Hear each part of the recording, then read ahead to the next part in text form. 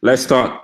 All right. So, um, dissecting phishing attack. This is not anything new. So we'll just be going through some things which probably most of you have already heard or seen somewhere, one way or the other. Just a brief background about myself. My name is Kofi Asamoah. Some of you already know me. Oh yeah, I see UK. Someone from UK. Nice. Thanks for joining. My name is Kofi Asamoah. This is my Twitter handle. I don't do too much social media, but if you want to hit me up or connect with me, this is my Twitter. I'm also on LinkedIn. Stephen Asamoah. You see me with my African wear clothing on. I'm a senior ethical hacker with IBM X-Force Red here in the US.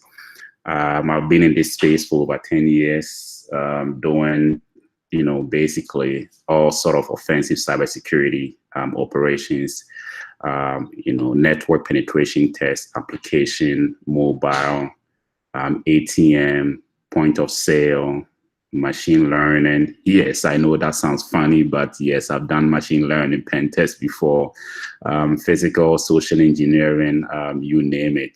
One disclaimer though, let me say, so that I can disappoint you guys today, if anything, they can at least walk out with one disappointment, is I'm not a reverse engineer. So this thing that we're going to walk through, I know most of you may find somewhere that could be done better or even faster. It's all good. This is my way of sharing the little that I was able to find out, or how I could, you could also go about. There is always one way to skin a cat, in a line of work. So if this doesn't go the way you were expecting, my apologies for the disappointment, but I believe, we will all learn together as we go along. All right. All right.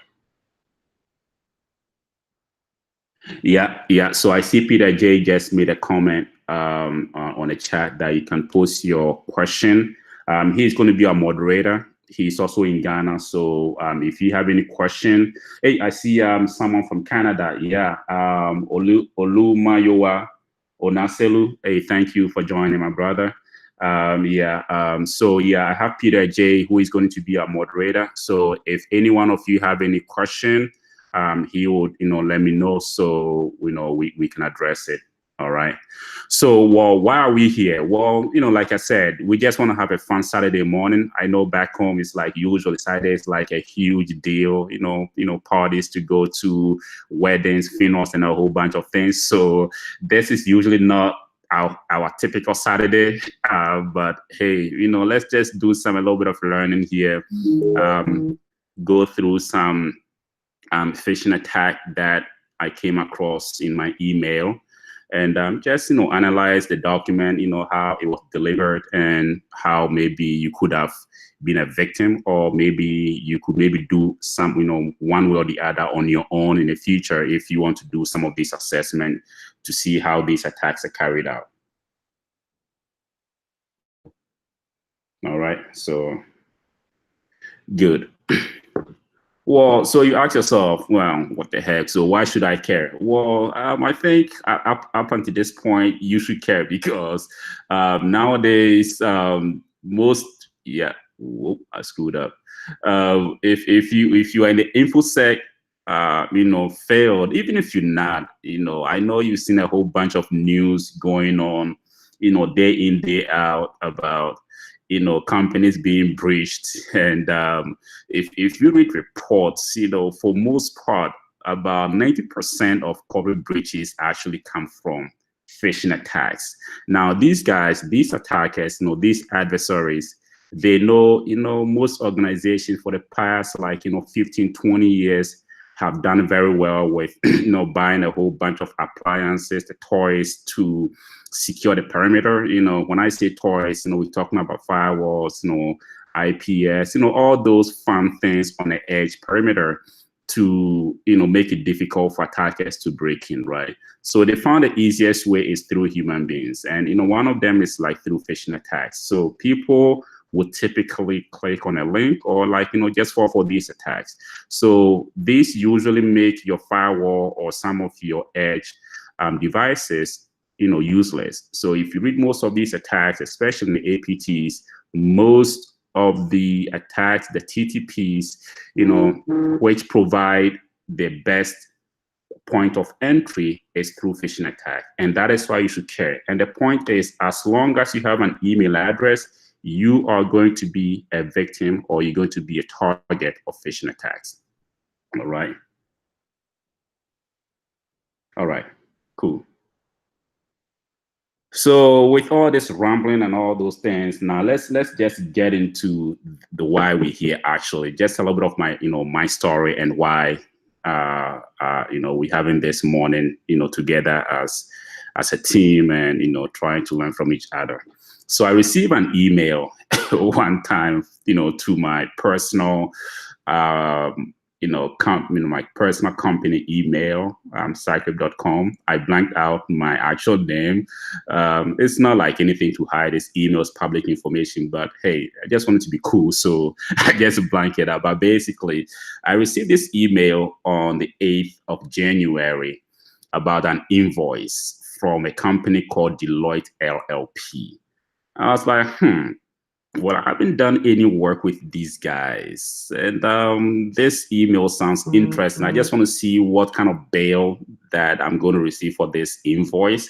So I was like, you know what, this will be an interesting thing to actually, take a look into. All right. So some of the things now, of all these things, don't worry about this screen. I did not necessarily wanted to go through all this, but I wanted to highlight on some few things. Of course, we have a source here. It's coming from accounting, at Deloitte.com. It looks legitimate, domain name. Now, one interesting thing is you can see it actually says undisclosed recipients. I was like, well, if this is an invoice for me, why do you have more than one person, or you have like one more recipient, right? It's like, okay, you know what? I'll still go through. And honestly, if you look at the whole, email message structure, it doesn't look too professional. But hey, again, people are people. Most of us don't really care about, contents or the message of an email and how it looks like, whether it's professional or not. And then I look at the source, fine, it's still the invoice, nothing here. Again, I did not want to dig deep into all these. There are several ways to actually, manipulate and then see what's going on at the back end. I don't care about some of these things. I wanted to get more into the document itself. That was the purpose of this thing. All right. So I decided, let me just download this document and then see what's up. So you download it, and I know most of you have seen something like this one way or the other. You open a document, and this is what it tells you, right?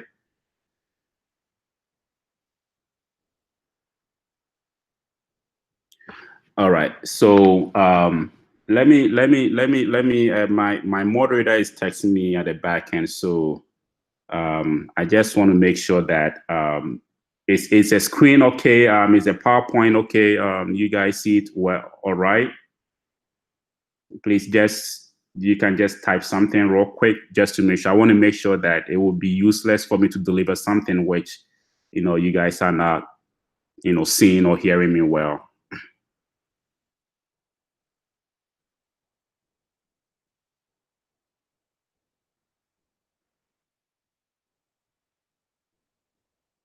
And my apologies. Let me just share this link with someone else real quick. Some people are trying to log in, but they're trying to connect, but they cannot.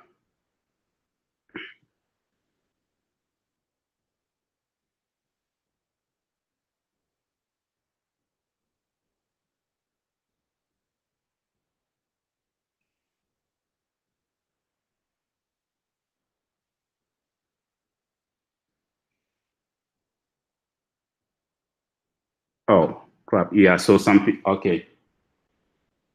Okay, nice. Okay, thank you guys. Okay, everything is clear. Nice. Okay, just give me 1 sec. Let me send some messages to some people who are trying to also attend, but they can't get in. Thank you.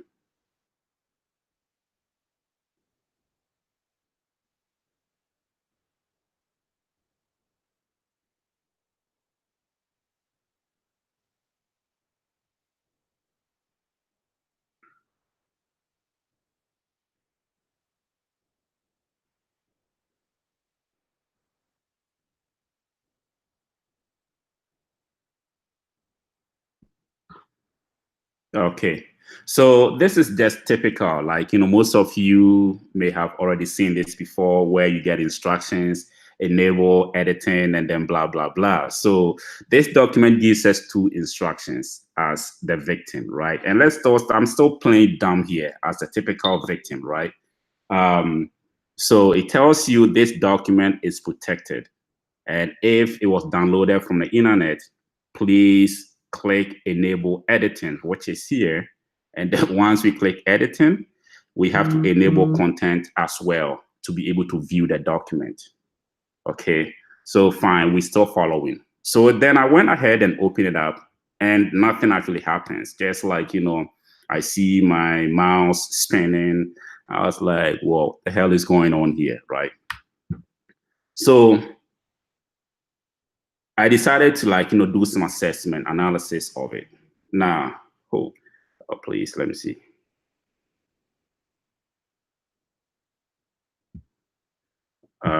My apologies, guys.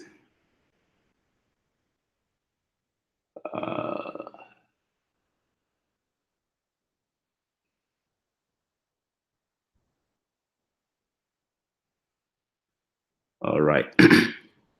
So I decided to gather some few tools on my laptop to analyze what was going on once I enable or follow the instructions provided by this document.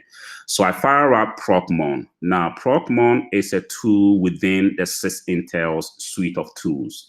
SysInternals is a bunch of tools. They are actually legitimate tools by Microsoft. Their binaries are signed by Microsoft Corporation.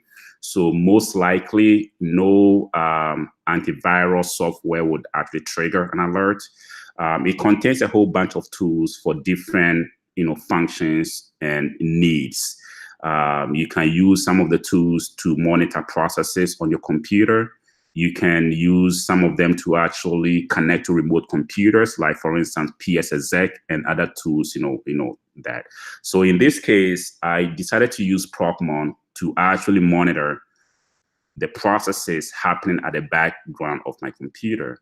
Now, it can generate a whole bunch of traffic. So to better suit your needs, it's always better for you to apply some filter. So in this case, I was only looking for an output of which will give me the process name and what it's doing. And the process name is it could have been anything. In my case, I was looking for Word document. Word document executes when Word.exe. And then also I was expecting this to create a process. So I was also looking for the operation to be create and process creation. So these are the only two things that I wanted to show as I was opening this document. So let's go into live action here. So this is my Windows machine, virtual machine. No, it doesn't have an internet connection because I know this would have done some fishy things. So I have it running here. This is our document here. And then I have the process monitor running. All right. You guys can download it from the internet. There is, you can go to Microsoft's website and download the whole SysInternal suite and play around with some of the tools if you want. So in this case, I have these two filter selections done. These are all the options you have, for doing all these. I'm not going to dig into how to use this tool, but, later on, you can try and then do these things on your own. All right. All right. So I click OK, and that is going to present me with this screen. Now, usually, if I didn't do the filtering, I would have seen like a whole bunch of processes running here on this computer, on this. And if you guys can see, it's just doing like a whole bunch of events here. As you guys can see, it's going to go all the way up. And these are things that are running behind the scenes on the background on my computer, right? But because I have it filtered, they are not going to display here. Okay, so now we go here and then we try to open this document again in live mode. So we all see how this thing pans out. Now look at what is happening. I don't know if you guys just, if you guys saw anything, but once I run a document, guess what we see here? Now, in fact, this one in a I'm not going to actually talk about that. But let's go. So we'll see some of the fishy things that are happening. So we go ahead and edit, enable editing because and then the second instruction is enable content. Okay, so now this is what is happening that makes it a bit fishy. You told me to enable editing, I did. You told me to enable content, I did. Well, where is my invoice? I don't see the invoice. So now you are screwed as a victim because you are supposed to see an invoice after you had followed all these instructions and nothing happened, right? So now let's go back and then look at what is happening behind the scenes. Okay, so this is what is happening. All right. This is when we first started the Word document. Without even doing any enablement. Okay, it was just calling out, the word, when word.exe process, which was all good. There's nothing wrong here. But here is a thing. Once we went through those two steps, this is what happened. So this happened, and then you look like, okay, that is okay, but what am I seeing here? When Word processes, it calls out the win.word.exe, which there is nothing malicious here. It's all good. That is how it operates. But then once we follow the instructions, we see now win.word.exe is actually creating a process with MSI exec.exe. That is not nice. Further down the line, we actually see there's a command here being run to download a malicious file or like some package that we don't actually know what's going on here, right? So if we right click and then go to properties to get more information, we can actually do this and then see what is happening here. Why is a Word document actually calling out MSI exec.exe and actually downloading a file from a remote domain, which is chdwallpapers.com, and it's downloading this particular MSI package, and it's doing this quietly at the background, so you don't see it, doesn't pop up to you as a user. Are we following so far?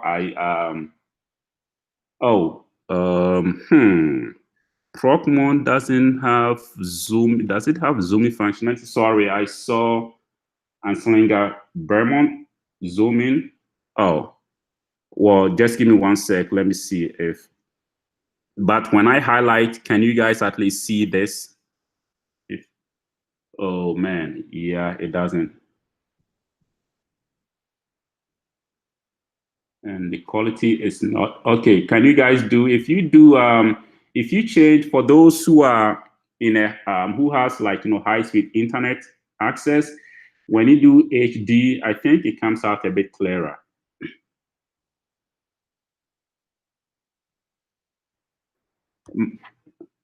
Okay, yeah, Ebenezer, I see you. Okay, nice. You're able to connect.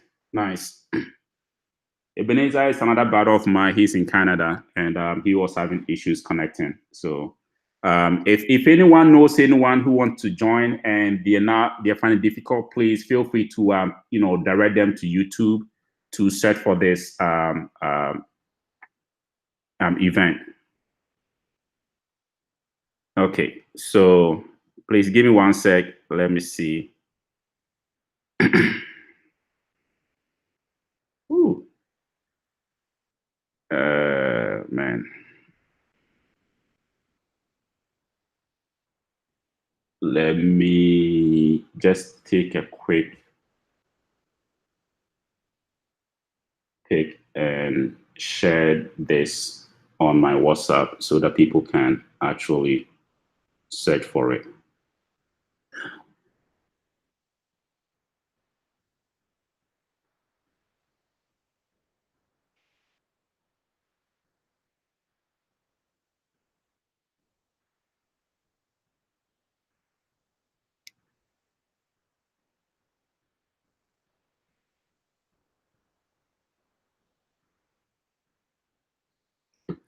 Okay, so guys, let me see. It looks like most of you are looking for me to actually enlarge this.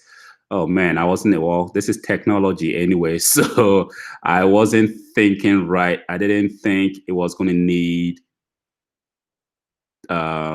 zooming out. So bear with me. Let me see if there's a functionality here.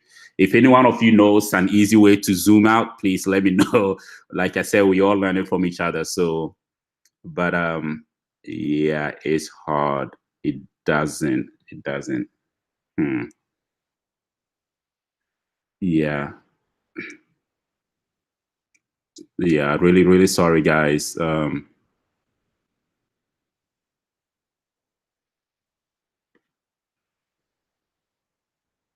I am now seeing a way to zoom.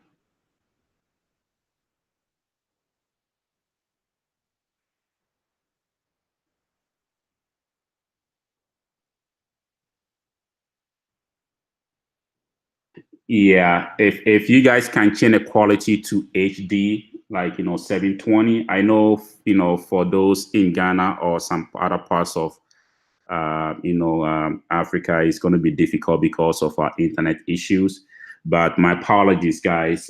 This is the best we can do. It's not a Word document, so it's not easy to actually zoom out, zoom in or enlarge in Procmon. So, but basically, I think the most important piece is the one that I showed you here, because everything that we see in here is what I have here. So essentially, if you do right click and then do more event property, it gives you more information about this whole thing. So basically, it's the same thing here. The winword.exe created a process which called out msi exec.exe, and the msi exec.exe is actually downloading a file remotely, and then we don't know what it's going to do exactly. So that is a point of us to actually further analyze and see what is going on behind the scenes here. Okay, yeah, somebody said font size options. Oh, do I see font size options?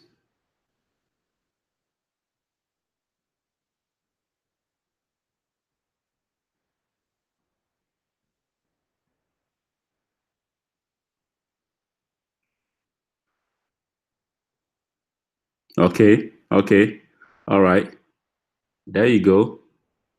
Ah, hey, who gave us that? Let's give a big shout out to where is he? Where is he? Where is he? Um, yeah, Edward. Yeah. All right. And let me actually do a bold and see. Oh, no, no, no, no. Yeah, yeah, that's too much too. Uh, shoot. Okay, no bolding, no bolding. Um,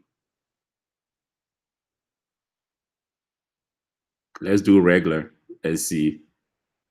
Okay. Oh, still.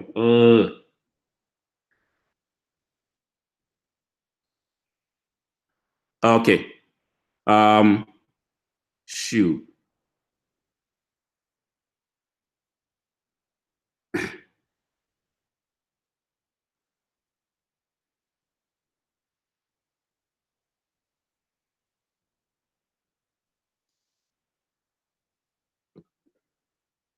Okay. Is it okay now? Yeah, so the video plays YouTube, I think by default would actually process this video and make it available publicly.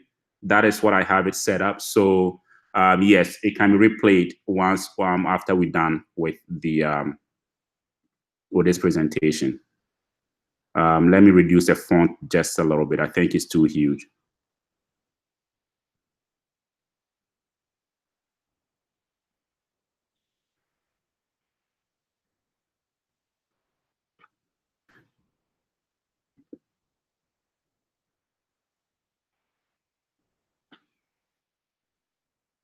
Maybe. Let me out to me. All right. So okay. Let me reduce this one as well.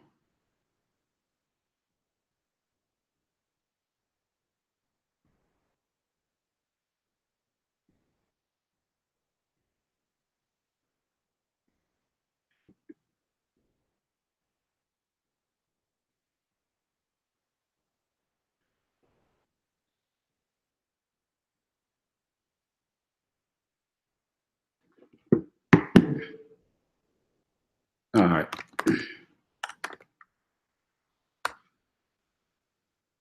Okay, but can you guys see? I think it's okay. It's a bit better now.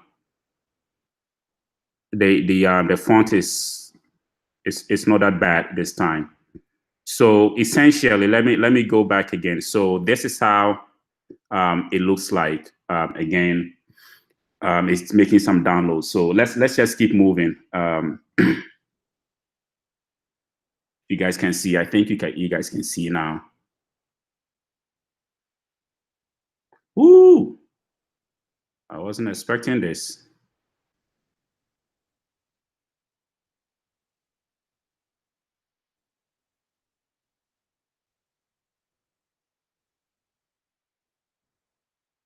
Oh, come on! Don't give me 200%. Let's just forget this. All right, guys. I don't want us to lose focus here. But I think it's making sense. Okay. So let's go back to the PowerPoint. So we've done all this part already, and you guys can see. So this is how the breakdown is happening with this document.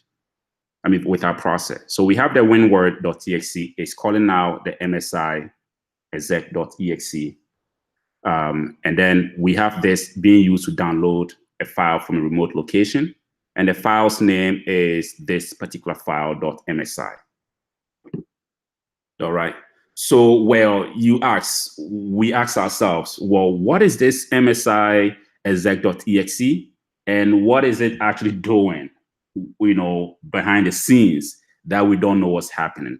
Well, let's just do a little bit of basic education on what this particular tool is and what is actually happening behind the scenes. All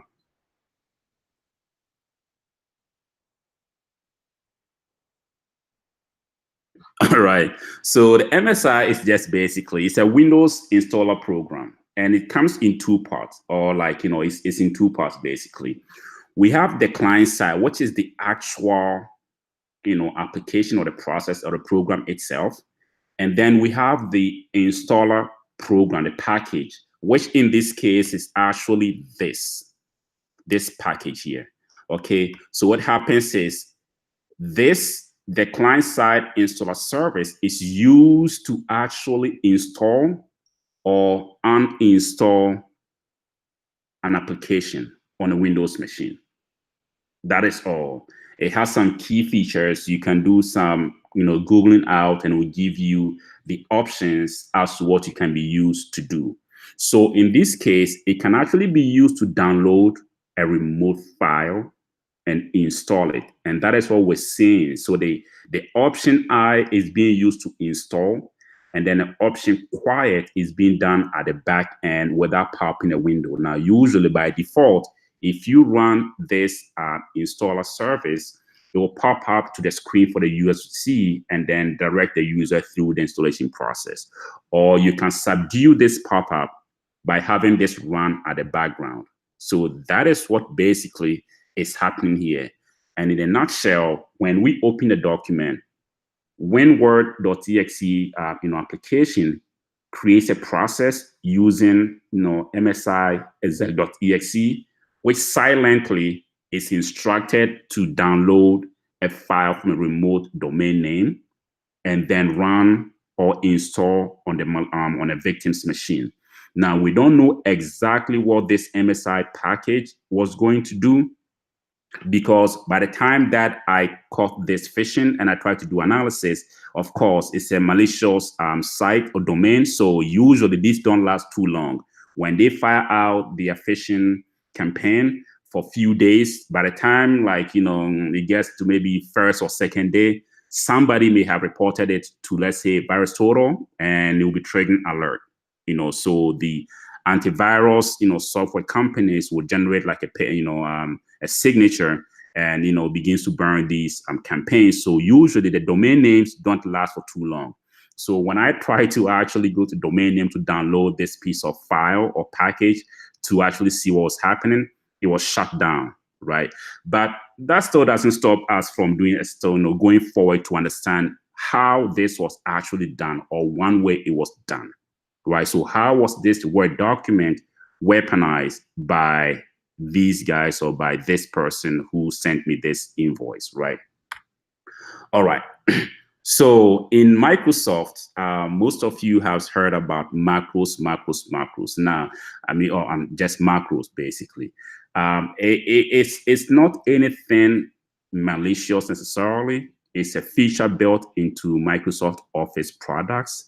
But of course, for most part, when things were done in a good way, attackers find a better way to make it malicious. And we found out that we can actually embed some scripts, especially VB script, into macros to have it executed, for whatever functions or for whatever thing we wanted to do, right? It's not new. It's been out there for so many years. But the way this was done is what makes it a bit interesting and creative. So I decided to go forward to actually begin to analyze this document. And the way to get to it is, view and then go to macros. And then we found something interesting. So let's go back. So when we get back here, let me see, at least if I have this maximized.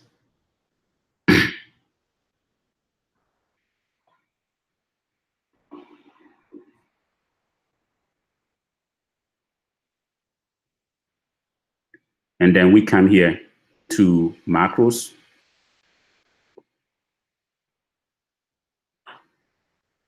And I can actually go to view macros, right?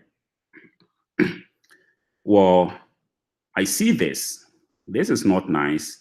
But instead of running it, we can just go to edit. And then bam, wow.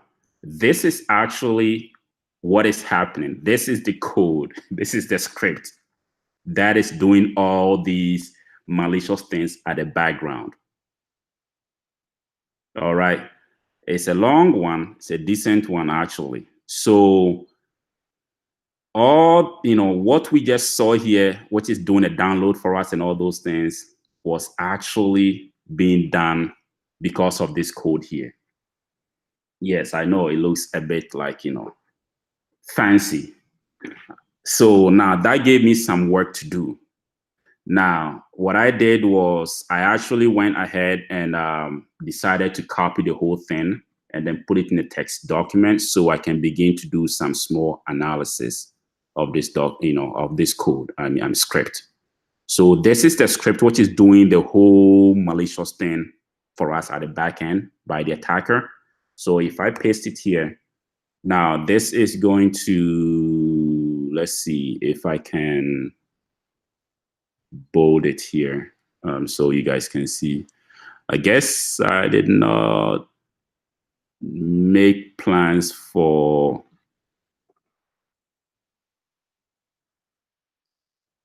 all right, zoom in.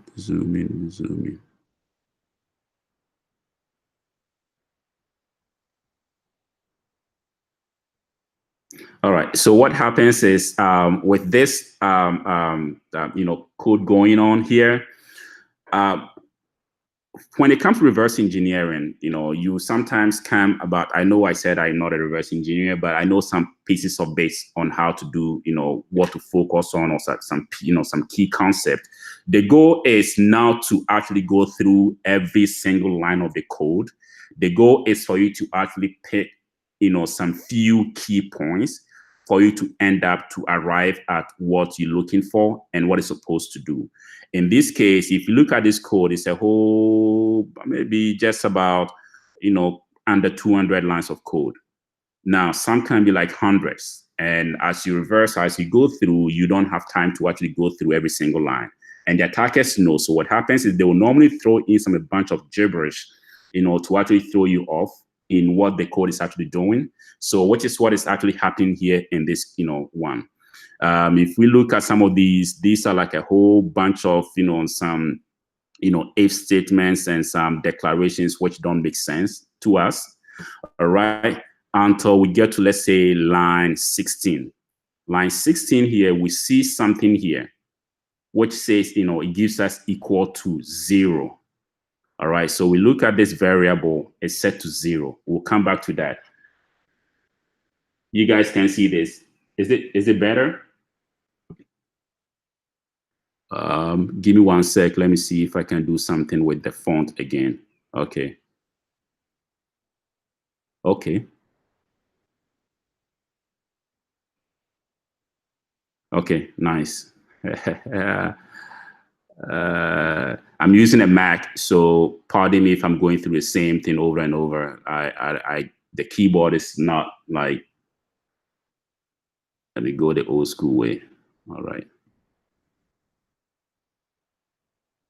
Is this okay? Keep. Okay.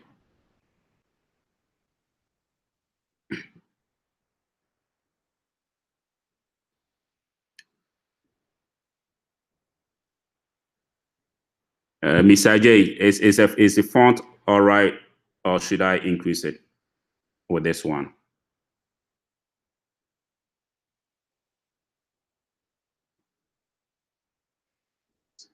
Yeah, it looks like your moderator dozed off, but is a font okay with you guys? Should I increase it one more? Okay. Okay, I think it looks okay now. All right. So all right. So okay. So now we just skip through like all these lines, gibberish lines, like all the way through 6, but we see something interesting here. We have a variable which is set to 0. Okay. We'll come back to this. So we'll come back to this. All right. All right. And then we keep going. Same declarations as date, blah, blah, blah. They say, as date, blah, blah, blah. And then we see another thing here. This looks interesting. Now, for anyone who, is in security or like, who knows a little bit about encoding, this looks a bit familiar with base 64 encode. Now, base 64 usually has a signature, not always the same, but usually you see it ending with an equal sign or double equal sign. So I see this, first of all, I see this variable, okay, and it's actually being called again here. So if I go all the way down, I see it here again. It's a function actually. Okay, so it's a function taking this variable, but we'll come back again to this. But the most interesting thing is I see this here and I want to find out what this is actually is. So we can right click and let me fire up Burp Suite to see if I can decode such this document, this string.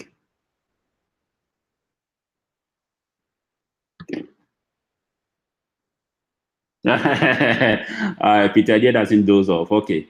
All right. Okay, great. I'm glad the font is working. Okay, so let's go to Burp Suite. We'll talk about Burp Suite in the future, another webinar on how to use it especially when it comes to web pen test, but we can decode it base 64. All right, and guess what?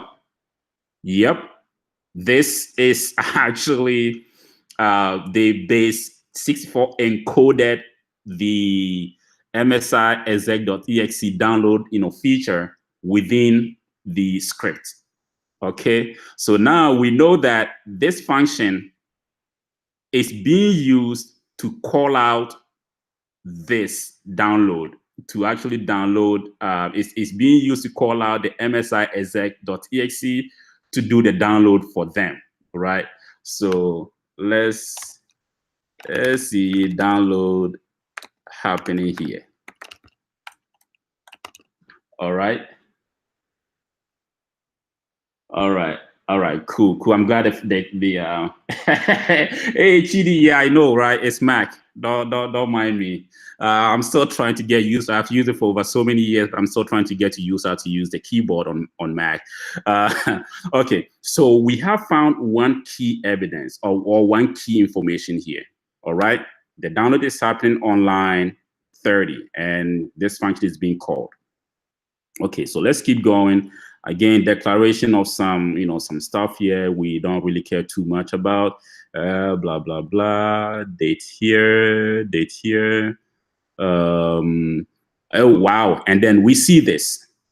We see another thing here, interesting, function being called here. It's a shell. Wow. Okay, so then I went in and then just looked into what VBA shell function is. Okay, and it's just basically shell is just used to do some download. Oh, no.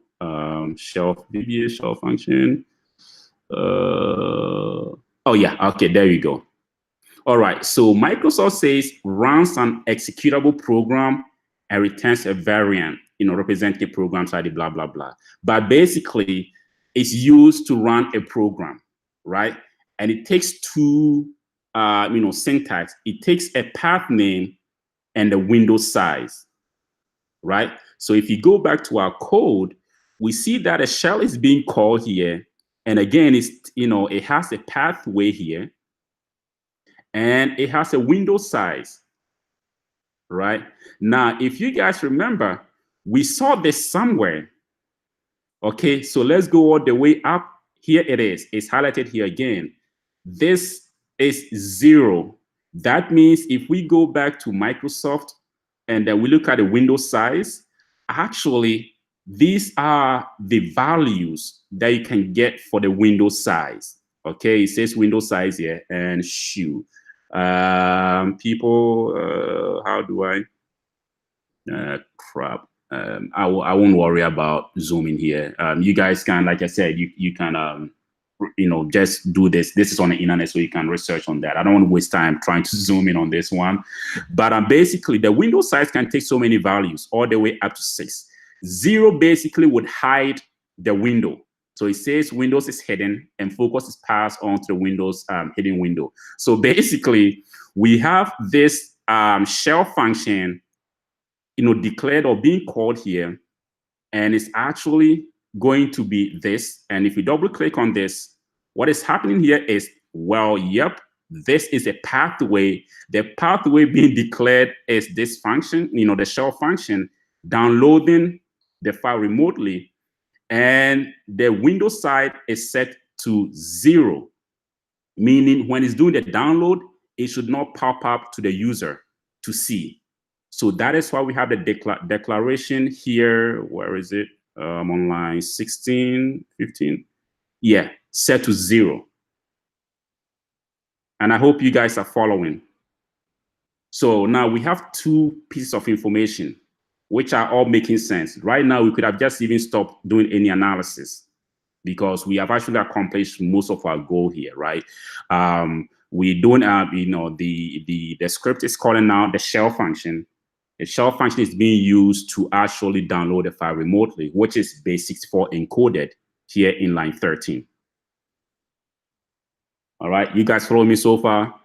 All right, so far, no questions, so we should be good to go. And I hope I'm not dozing you guys off, all right, with all this gibberish. Okay, so we have that. We have our shell function. So we skip and then we keep going. What else is happening that is interesting here?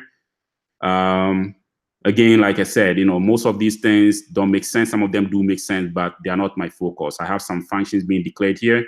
And yeah, this one is actually down all the way down. Where is it?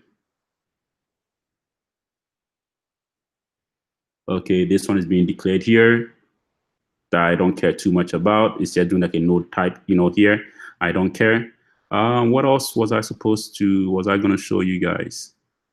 Okay, so let's keep going.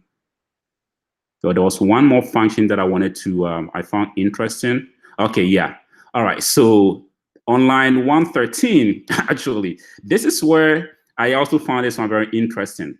So if you guys see, there is something fishy going on here with this, some things to actually make us, basically blindside us. But I'm looking at these numbers and I was like, what does these numbers actually mean, right? Well, I mean, I believe all of us went to class 1, so we see when we see a number like this, we actually know that is B is subtracted. This is B is subtracted from this number. All right. So we see some characters here. We can begin to do some numbers, computation here. So if we take, let's say, 3. Let me bring out the calculator here. So basically, it's 371 minus 273 is equal to 98, right? So it's basically something is being declared here, and some characters are being manipulated here. But what does it mean, right? So what I did was I did all this math. And then, it was 98. If you do all the minuses and then do all the computation, you end up having 98, 105, 110, 46, 98, 97, 115, 105, 54, and 52. So that is where the calculation comes into. So I went through each one of these and then did all the subtraction, subtraction, and then got to this number. But what does it mean? Well, let's go and then do some more encoding and decoding and some stuff over there.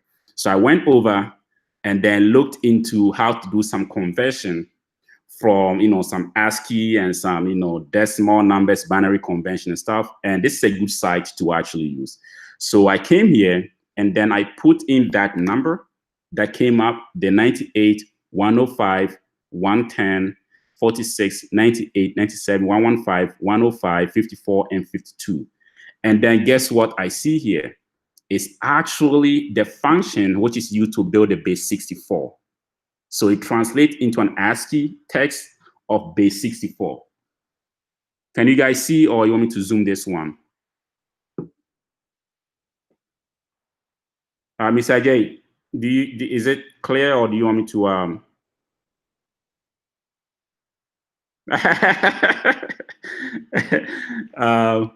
yeah, Mr. J, come on, please don't doze off on me. Guys, is it clear, or you want me to? Oh, the site of the decoder is here. It's rapidtables.com. Rapidtables.com. Okay, all right. Simbiat Sadiq can see, okay. All right, so basically, I think at this point, for me, I don't know about you, but at this point, I can actually tell what is happening here. Again, there are a whole bunch of other things happening here that I didn't care too much about. Like I said, some of you could maybe do a better job than me, but at the end of the day, the goal had been accomplished. And the goal was for me to actually understand what is going on with the meat of what is actually behind the scenes running the script, which is causing this malicious thing to happen. Anyone has a question? If you have a question, please let me know.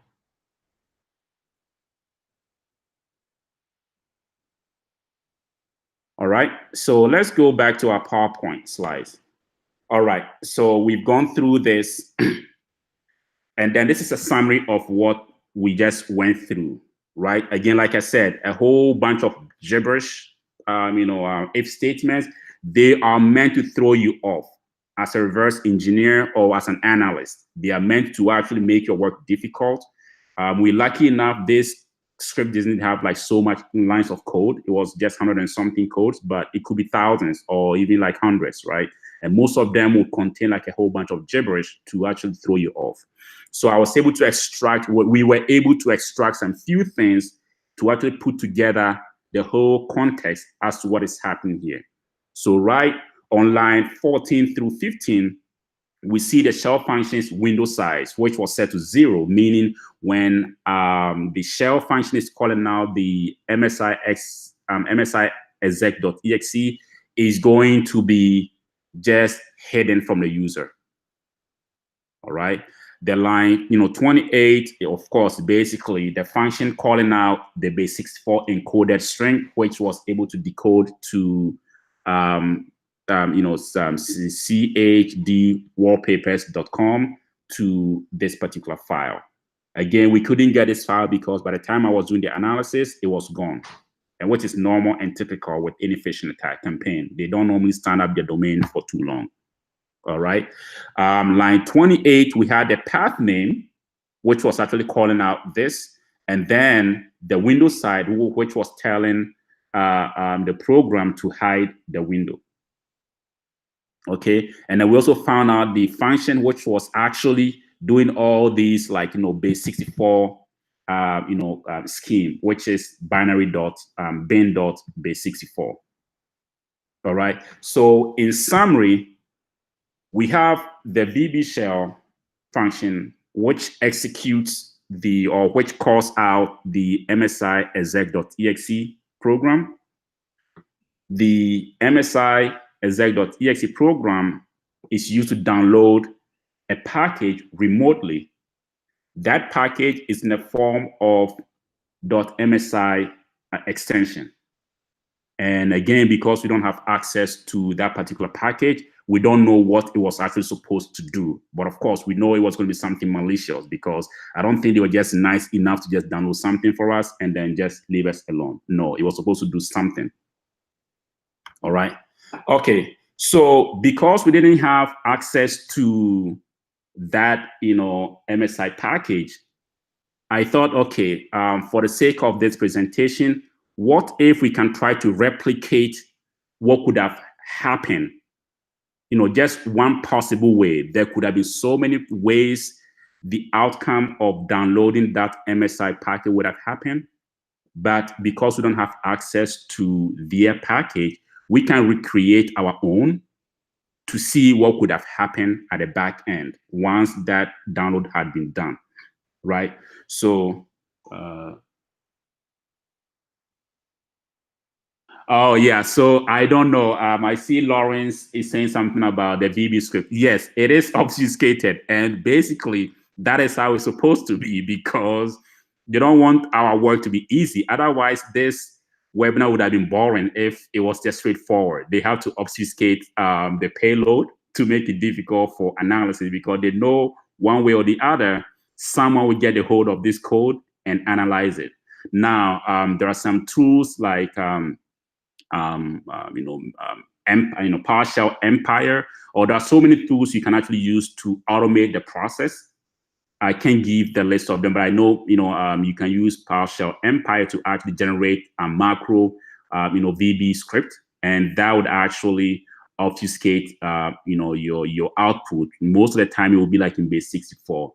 But again, these are attackers. They have an arsenal of tools in the, in the wild. So I can't give any specific tool which was used to obfuscate or generate this payload. But yes, you're right. It was, first of all, obfuscated. And second of all, there could be so many tools out there that can be used to do that.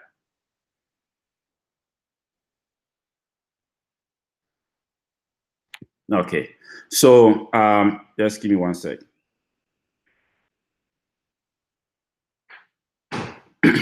All right. So this is our setup to replay this attack. I'm not going to go through the code generation. No, I'm just going to show you the piece where the download was being made, and because that is that is what we care about. The other part of doing the macros is just a whole different ball game. It can be done, some other day. We are going to use attacker's machine, which in this case is my Kali box, is 10.10.10.130. And then a victim's machine, which is going to be my Windows 7 or your machine, if you so wanted to volunteer your machine, is going to be 10.10.10.140. And we'll just use two tools. We'll use Metasploit and MS Venom. All right. Okay. So here is a setup. We can use MS Venom to generate the payload, the MSI file. Here it is, right? And then basically what's going to happen is we are going to give it this payload to create a reverse connection to our attacker's machine on port 8443. So what happens is we'll set up a listener in our attacker's machine, and then listen for this connection once the user downloads this good.msi and is installed on their machine. And again, if I do file good.msi, it tells you here is what we talked about from my previous slides. It's MSI installer. And then we just host it on our machine on port 8080 so that it can be downloaded once the MSI exec.dsc is used to download remotely and quietly. All right. Give me one sec.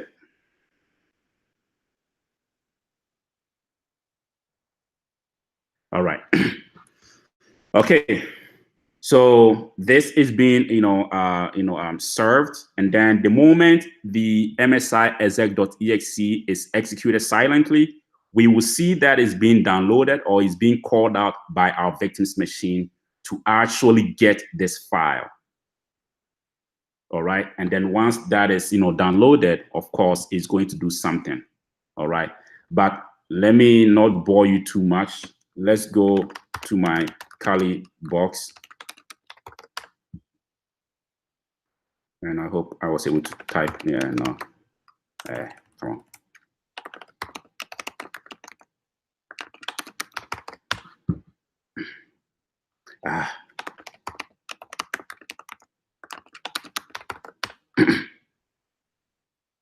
Really? Not on caps? Come on now. Oh, you screw me up.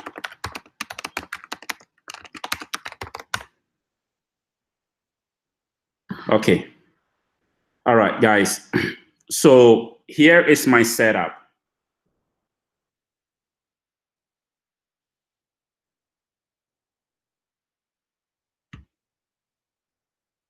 Make sure that you guys can see. Okay. So my Kali box is, this IP address, 10.10.10.130. All right. And I have my Metasploit multi-handler set up to listen for connection from my victim's machine. I have my local host set up, my local port set up, and the payload is also set up here.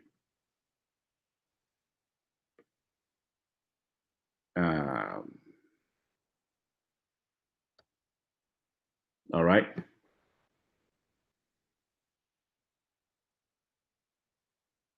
That is a very good interest, and I see Stephen Addo.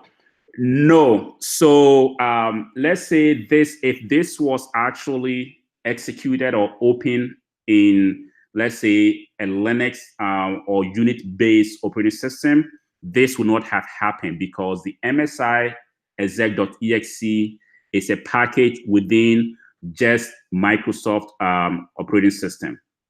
So that's a good question.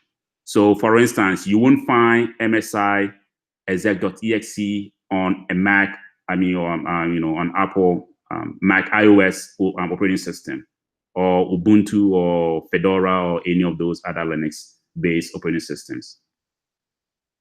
Unless somebody's smart enough here than me who actually knows it actually, we actually have MSI exec.exe on Linux-based or Unix-based operating systems. Please, you can share your experience.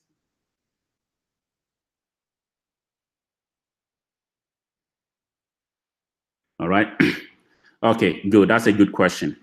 All right. So now this is the, where is the, okay. So this is a payload that we are going to run. And guys, again, we'll have more of this webinar, in the future. So this will be, your comments will help us a lot, or will help me a lot in how to do this better in the future. I know the keyboarding and then the zooming and a whole lot of things are not working for me here. And I didn't factor that. So my apologies, guys. Bear with me. And I'll try to highlight as much as I can so you guys can see. Actually, my caps is on right now, but it's telling me it's lowercase on my Kali machine. So that is how much screwed up my keyboard is messed up right now. All right. Hey, Chidi, thank you, sir. That is why I wanted to, have all of us, learn from each other. All right. So guys, okay. So this is how we can use MS Venom to actually generate our .msi package. And basically, like I said, this is just one of so many ways this could have done. We don't know the attacker's intention with a package they sent within the macro, the Windows, the Word document. We don't know the intention, and we don't know how that file was, what was going to do. But we can recreate our own to see one way it could have happened. So in this case, I was able to generate this this file. Again, it says MSI installer, and we are going to host it. Hosting means I'm just going to spin up a small HTTP service on my attacking machine. In this case, the attacker's domain was chdwallpapers.com. Mine is just a complete IP address. So right now, I am actually hosting this machine, running a small web server on my attacking machine using Python. Okay. And then let me spin off my listener. My listener is also now listening for connection from whoever runs this package.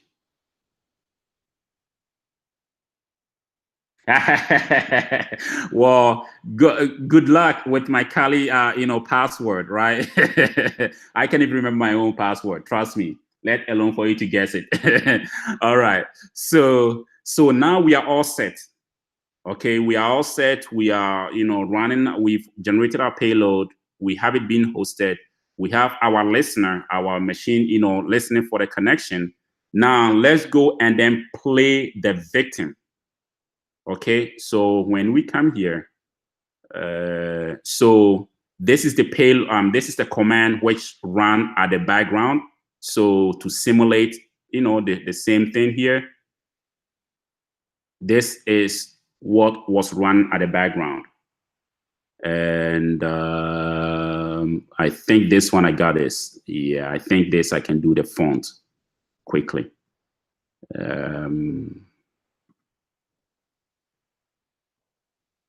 Okay, yeah. Yeah. Let me give it one more. 18.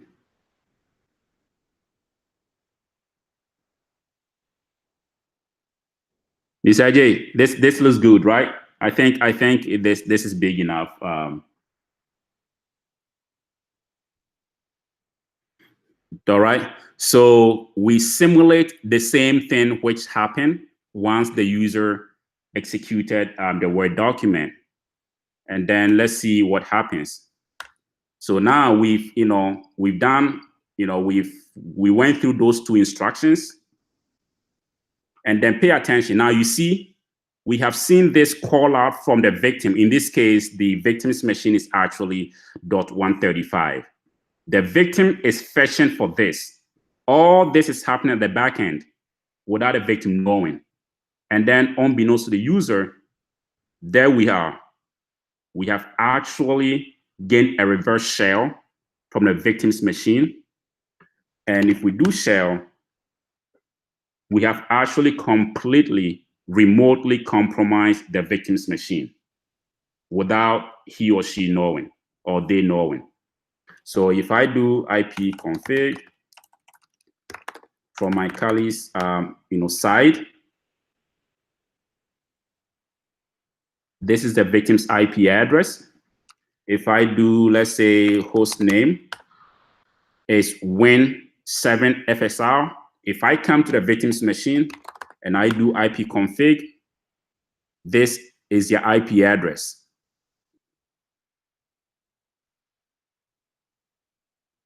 This is your IP address to confirm it. If I do host name,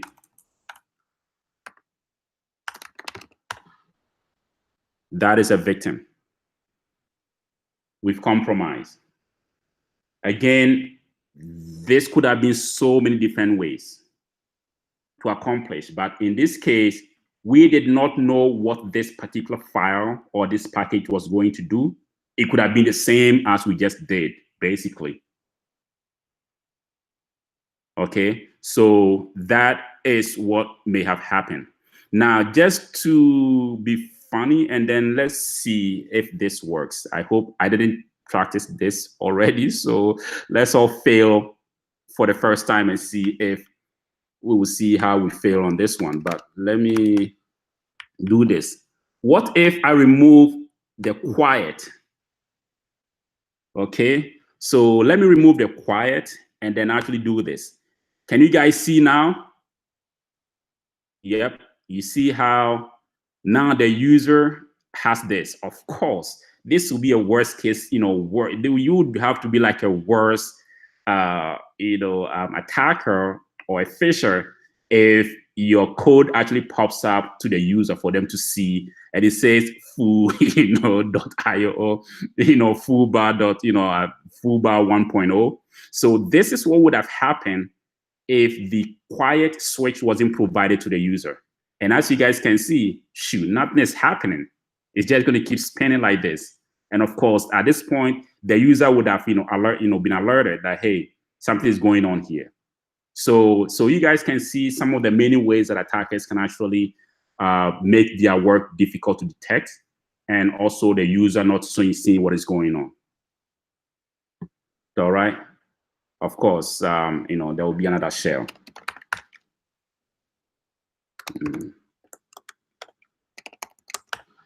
Okay. All right. So that is basically what would have happened in my case. Now, I have done this several times on engagements using macro-based attacks. Most gateways and most antivirus softwares and applications are detecting these attacks, but day in and day out, attackers are being creative, and they're coming out, some smart ways to circumvent all these endpoint protection, platforms and applications by still utilizing such, benign attacks to compromise organizations. As far as I'm concerned, as far as like most of you or people in the cybersecurity, field is concerned, phishing remains, one of the I would say the number one, means of entry. It provides you the easiest entry point because it attacks a human intelligence and then, the human being. And you can have so many, endpoint protections. Some of them will, detect these and may not, catch them. But as long as they make it their way to one human being, or, makes their way to a lot of people, one of them may fall for it. And that could be, a way that you as an organization, you as an individual, you can be compromised. All right. Now, I know we made mention of the fact that the MSI exec.exe is a Microsoft-based application, and this may not have worked on other operating systems. It doesn't mean that other OSs are immune to phishing attacks. There are other ways those can also be carried out. They may not be in a macro base, or they could be in a macro base, but in a different way, right? So it doesn't mean if you're using Linux or Mac-based, operating system, you are immune to being breached or being compromised by phishing attack. It could happen, but it would just be a different, setup or different approach. This is just one of the many ways these guys are operating. All right. That is it for this morning. Thank you guys for hanging on with me. If something didn't go right as expected, please, my apologies. This is my small way of contributing to the community, in the cybersecurity. And your kind words and encouragement would push me forward to, do more of these. And, and if there's anyone out there who has, special skills and want us to collaborate on some things and then help, educate ourselves, please feel free to, ping me in my email or even here, and then we can have a chat. If something went well and you want to give a shout out, thank you. That will, make my, my big head, swollen a bit, so it would encourage me. But if it didn't meet your expectation, trust me, I wasn't even, I didn't meet my own expectations. So yeah, we are all in the same soup. All right. Any question, guys? Any questions? Hey, thank you guys for your kind words. Come on, guys, you just make me feel too good. Can somebody just say something crappy about how this thing didn't go well, so I can go back and fix stuff for future presentations? And Peter, Mr. J, anything from your side?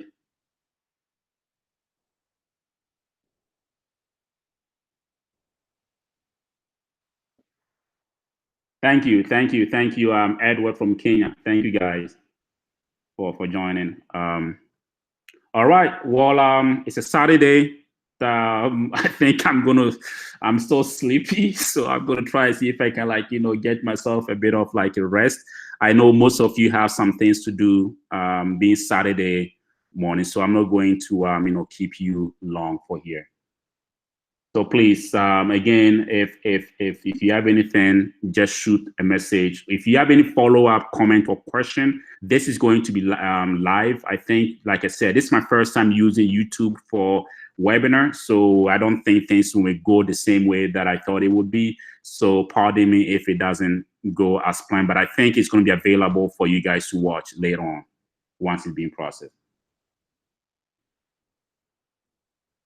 I think this is going to be public. It's going to be on YouTube. So after today, I think after a few hours, if you come back to YouTube and search for this, you should see the recorded version of it.